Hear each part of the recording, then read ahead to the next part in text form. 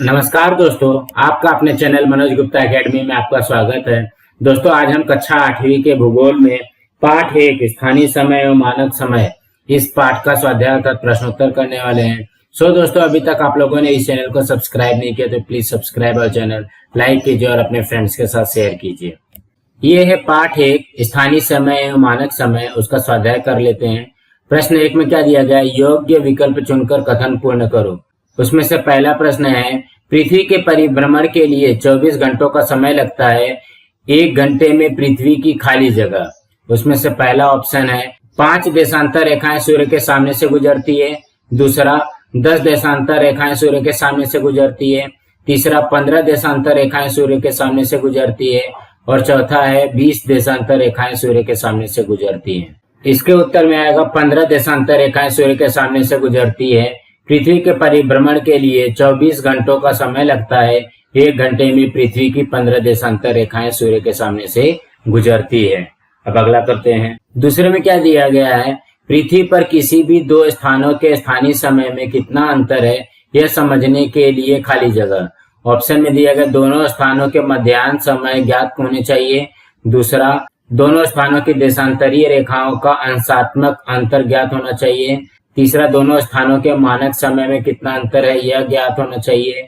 और चौथा है अंतरराष्ट्रीय तिथि रेखा के अनुसार परिवर्तन करने पड़ते हैं। इसके उत्तर में आएगा दोनों स्थानों की देशांतरीय रेखाओं का अंशात्मक अंतर ज्ञात होना चाहिए। पृथ्वी पर किसी भी 2 स्थानों के स्थानीय समय में कितना अंतर है, यह समझने के लिए दोनों स्थानों की देशांतरीय रेखाओं का अंशात्मक अंतर ज्ञात होना चाहिए। अब अगला करते हैं। तीसरे में क्या दिया गया है? किसी भी 2 क्रमानुगत देशांतर रेखाओं का स्थानीय समय में खाली जगह। पहला 15 मिनटों का अंतर होता है। दूसरा 4 मिनटों का अंतर होता है। तीसरा 30 मिनटों का अंतर होता है। और चौथा दिया गया है 60 मिनटों का अंतर होता है। इसके उत्तर में आएगा 4 मिनटों का अंतर होता है। किसी भी 2 क्रमानुगत देशांतर रेखाओं के स्थानीय समय में 4 मिनटों का अंतर होता है। अब हम अगला प्रश्न करते हैं। दूसरे प्रश्न में क्या दिया गया? भौगोलिक कारण बताओ। उसमें से पहला है स्थानीय समय मध्याह्न समय के आधार पर निर्धारित किया जाता है। इसके उत्तर में आएगा पहला, सामान्यतः मध्याह्न के समय सूर्य अधिकतम ऊंचाई पर होता है और ऐसा माना जाता है कि इस समय दिन मान का आधा समय पूरा हो गया है। दूसरा, जब कोई देशांतर रेखा सूर्य के ठीक सामने आती है तब माना जाता है कि मध्याह्न हो गया है, अर्थात दोपहर के 12 बजे हैं। तीसरा, मध्याह्न का समय एक देशांतर रेखा पर सर्वत्र उत्तरी ध्रुव से लेकर दक्षिणी ध्रुव तक सभी स्थानों पर एक समान होता है, इसलिए स्थानीय समय मध्याह्न समय के आधार पर निर्धारित किया जाता है। अब अगला करते हैं। दूसरे में क्या दिया गया है? ग्रीनविच का स्थानीय समय अंतरराष्ट्रीय मानक समय माना जाता है। इसके उत्तर में आएगा पहला, अंतरराष्ट्रीय मानक समय 0 अंश देशांतर रेखा के संदर्भ में निर्धारित किया गया है। दूसरा, इंग्लैंड के ग्रीनविच शहर के पास से होकर 0 अंश देशांतर रेखा जाती है। विश्व के विभिन्न देशों के व्यवहारों में एक सूत्रता अर्थात सामंजस्य स्थापित करने के लिए ग्रीनविच का स्थानीय समय अंतरराष्ट्रीय मानक समय माना जाता है। अब अगला करते हैं। तीसरे में क्या दिया गया है? भारत के मानक समय 82 अंश 30 मिनट पूर्व देशांतर रेखा के स्थानीय समय के अनुसार निश्चित किया गया है। इसके उत्तर में आएगा 82 अंश 30 मिनट पूर्व देशांतर रेखा भारत के देशांतरी विस्तार के संदर्भ में मध्य भाग से होकर जाती है। दूसरा, इस देशांतर रेखा के स्थानीय समय और देश के अन्य किसी पूर्व अथवा पश्चिम की ओर स्थित देशांतर रेखा के स्थानीय समय में 1 घंटे से अधिक का अंतर नहीं होता, इसलिए भारत का मानक समय 82 अंश 30 मिनट पूर्व देशांतर रेखा के स्थानीय समय के अनुसार निश्चित किया गया है। अब अगला करते हैं। चौथे में क्या दिया गया है? कनाडा में 6 अलग अलग मानक समय हैं। इसके उत्तर में आएगा पहला, कनाडा का देशांतरी विस्तार 52 अंश 37 मिनट पश्चिम देशांतर रेखा से लेकर 141 अंश पश्चिम देशांतर रेखा तक है। दूसरा, इस प्रकार कनाडा में अति पूर्व की ओर की देशांतर रेखा और अति पश्चिम की ओर की देशांतर रेखा के बीच अंशात्मक अंतर लगभग 88 अंश का है। तीसरा, कनाडा में अति पूर्व की ओर और अति पश्चिम की ओर की देशांतर रेखाओं के स्थानीय समयों में लगभग 352 मिनट अर्थात 5 घंटे 52 मिनट का अंतर पड़ता है। इसके कारण कनाडा में केवल एक मानक समय मानने से असुविधा हो जाएगी। इसलिए दैनंदिन व्यवहारों में सामंजस्य स्थापित करने के लिए कनाडा में 6 अलग अलग मानक समय हैं। अब अगला प्रश्न करते हैं। प्रश्न 3 में क्या दिया गया है, संक्षेप में उत्तर दो। उसमें से पहला प्रश्न है, यदि 60 अंश पूर्व देशांतर रेखा पर दोपहर के 12 बजे होंगे तो स्पष्ट करो कि 30 अंश पश्चिम देशांतर रेखा पर कितने बजे होंगे। इसमें हमको कुछ सवाल के हिसाब से करना है।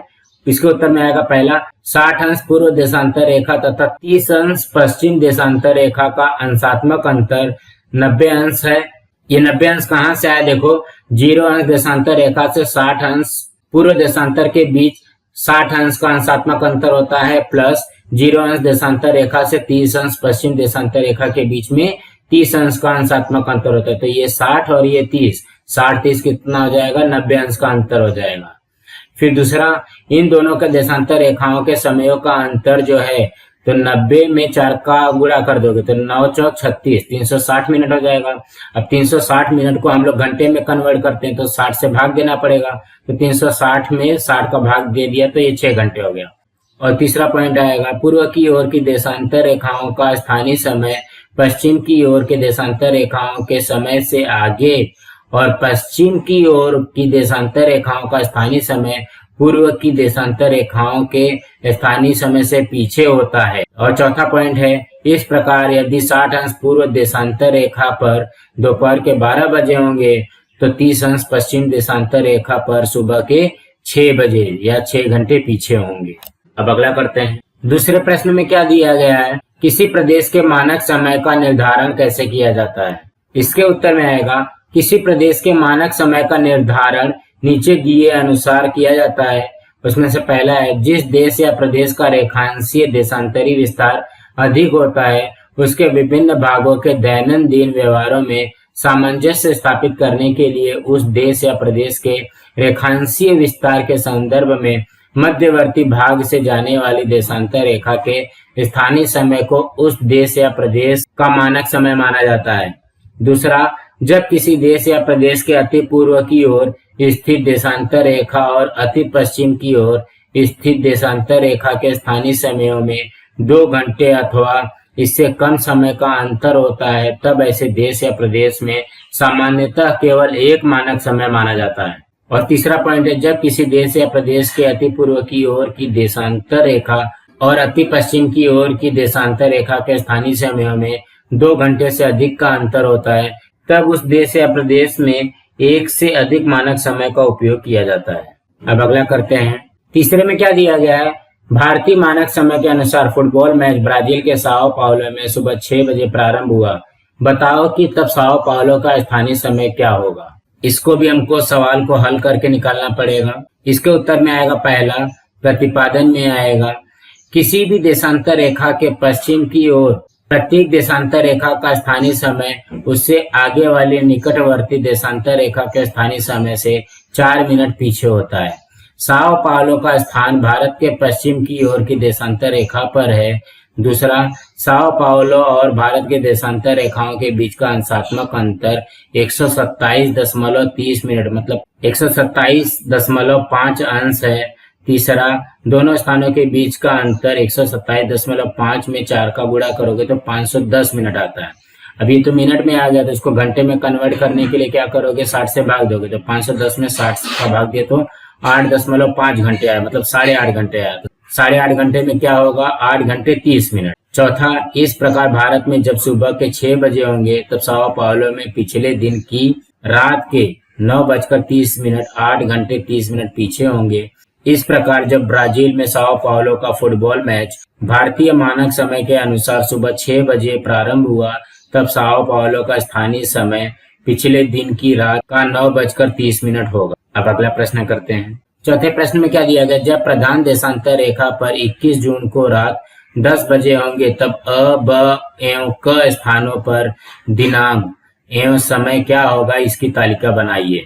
यहाँ पे देखो अ, ब, क दिया गया है, देशांतर पे उसका अंश दिया गया है, यहाँ पे हमको दिनांक और समय बताना है। तो अ स्थान पे 120 अंश पूर्व है तो 22 जून होगा सुबह के 6 बजे। ब पे 160 पश्चिम है तो 21 जून होगा सुबह के 11:20 और क पे 60 अंश पूर्व होगा 22 जून को प्रातः 2 बजे। अब हम अगला प्रश्न करते हैं। पांचवें प्रश्न में क्या दिया गया, नीचे दी गई विभिन्न स्थितियां जिन आकृतियों में क नामक स्थान पर दिखाई दे रही है उनके नीचे के चौखट में लिखो। हमें भी देखो, सूर्योदय है, मध्य रात्रि है, मध्याह्न है, सूर्यास्त है। ये जो है ये कहाँ पे क्या आएगा, तो ये आकृति के लिए क्या आएगा, मध्य रात्रि। ये आकृति के लिए आएगा सूर्योदय। ये आकृति के लिए आएगा सूर्यास्त। ये आकृति के लिए आएगा मध्याह्न। सो दोस्तों, आज हमारा यहाँ पे पाठ 1 का स्वाध्याय कंप्लीट हुआ। दोस्तों, आप लोगों को ये वीडियो कैसा लगा आप लोग कमेंट बॉक्स पे जरूर लिख करके बताइए। इस वीडियो को ज्यादा से ज्यादा लाइक कीजिए, अपने फ्रेंड्स के साथ शेयर कीजिए ताकि उनको भी प्रश्न उत्तर मिल सके, और इस चैनल को सब्सक्राइब कीजिए। नमस्कार दोस्तों।